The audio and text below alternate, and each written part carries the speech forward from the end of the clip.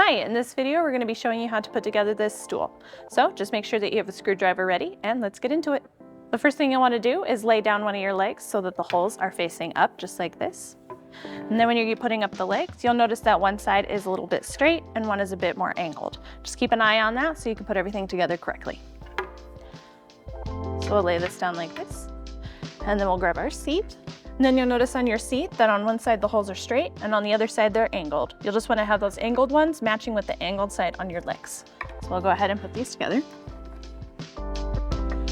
And then we can put our bolts in. Just put them in finger tight for now until you have all 4 of them in, and then you can tighten them completely.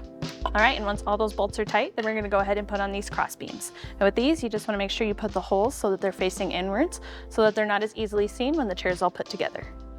So we'll go ahead and put our screws in here. Once you have those screws all tightened, then we're ready to flip this over and attach the other leg.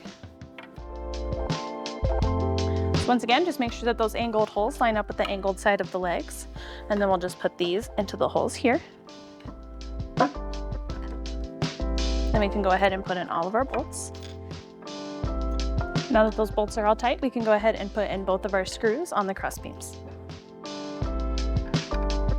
Once we have all of those screws tightened, then we're going to go ahead and flip the chair up like this.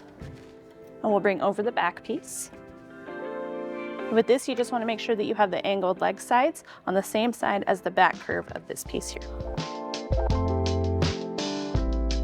Then we can go ahead and put in all of our bolts finger tight until they're all in, and then we can tighten them completely.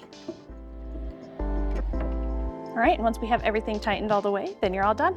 We hope this video was helpful for you in assembling your new stool. For more guides, tips, and tricks, head on over to WEEZR13OS1.com.